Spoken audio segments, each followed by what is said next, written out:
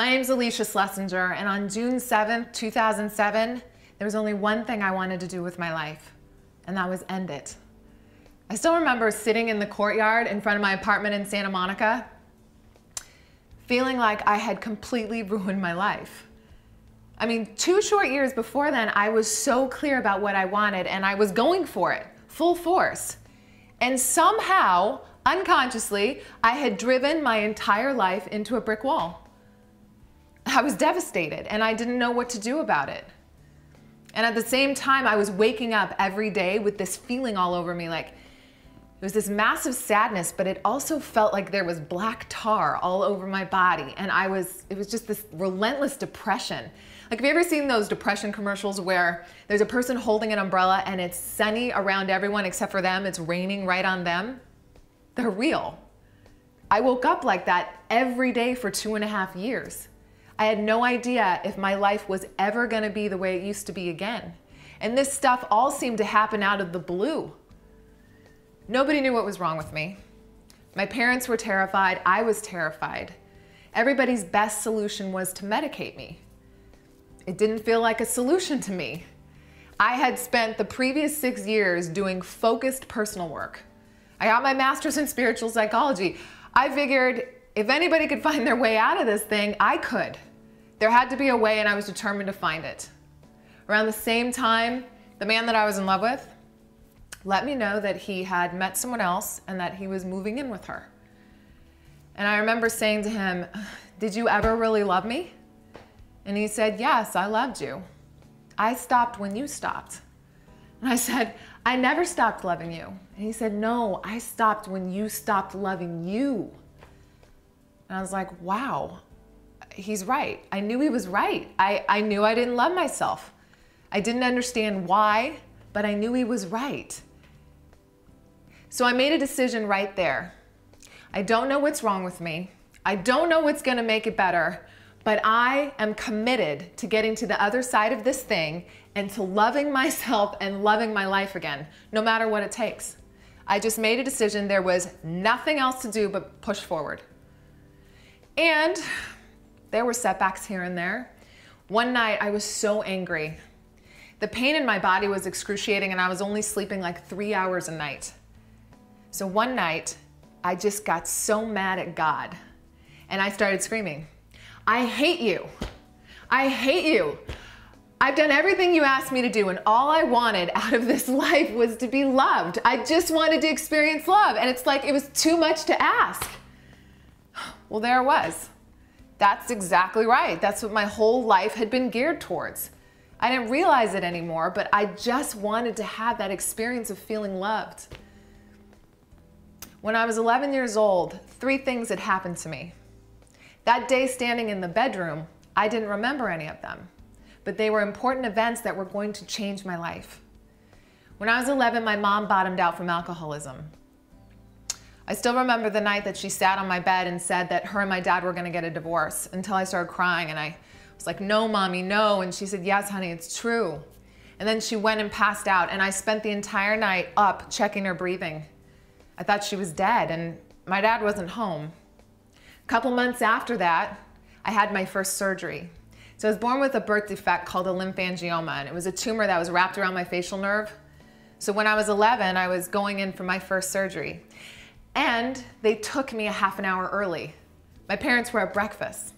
So there I was screaming down the hallway for my mom when they wheeled me into the pre-op, and there an intern gave me 17 shots while she was trying to find my veins, all in 5 minutes. My mom finally broke into the pre-op, but by then the damage was done. I had had 2 major traumatic experiences within 3 months of each other. Well, when I did remember these experiences, I finally understood what that black tarry stuff was all over my body. It was trauma. It was all that repressed emotion that I couldn't handle as a child, so my body froze it so I could survive. All the personal work I had done prior to that moment had thawed it out, and it was melting like a tidal wave. That's why I cried for 2.5 years. But the third event is actually the one that probably changed my life the most. See, I was in love when I was 11. There was this boy, John, and I thought the sun set and rose on him. I had a heart frame in my bedroom with his picture in it. I loved him. I thought he was the greatest thing ever. And we'd go to the back of the classroom and we'd spin the globe and we'd find a country that we said we were gonna move to when we got older and get married.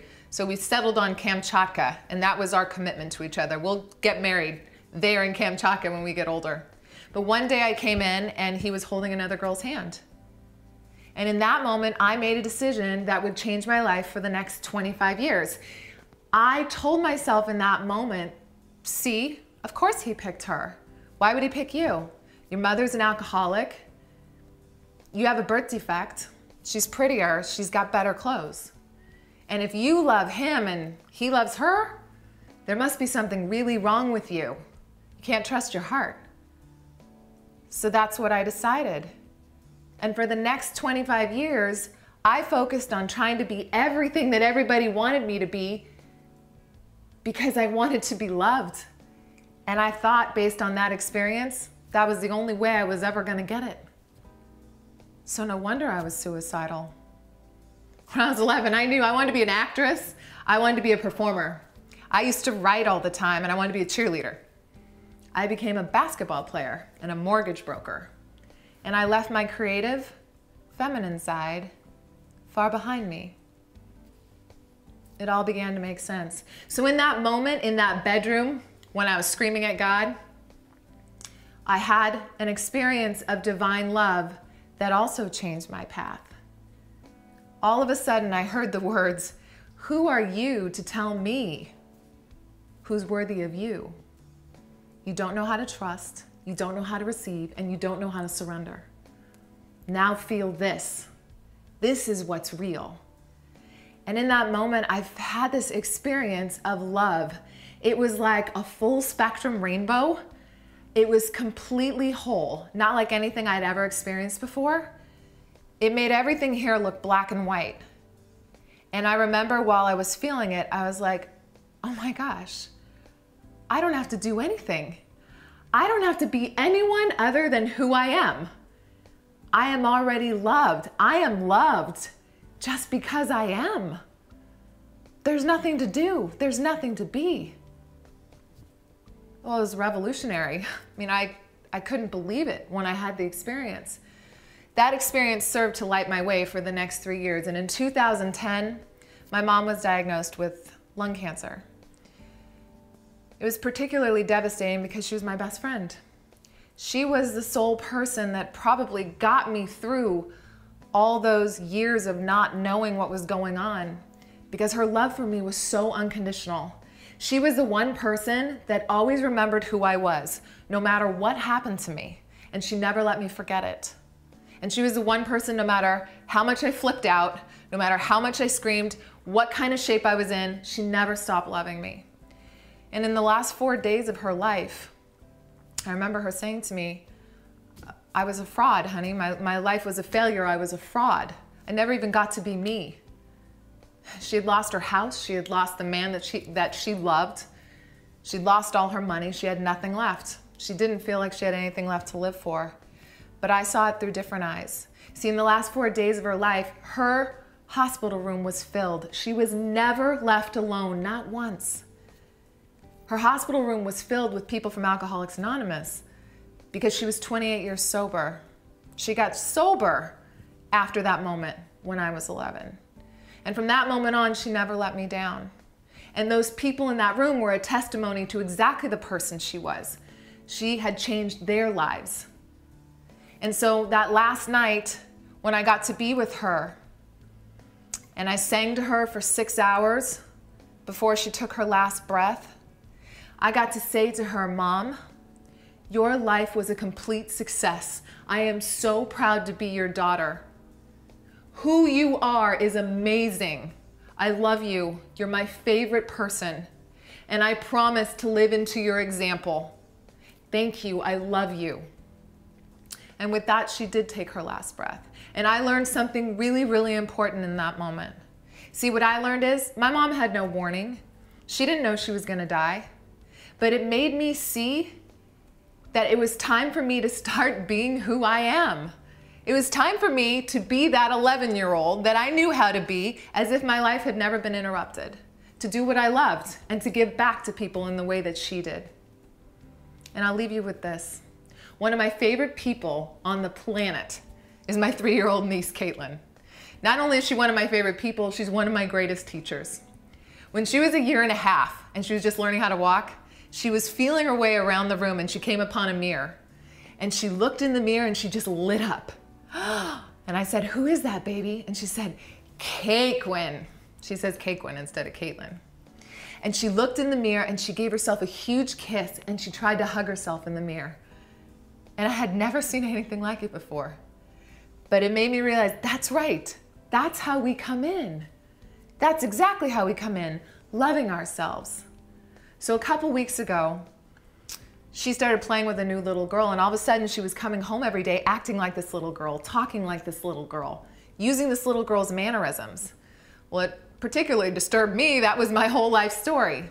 Finally, her mom took her aside and said, "Caitlin, honey, Mommy and Daddy love you so much.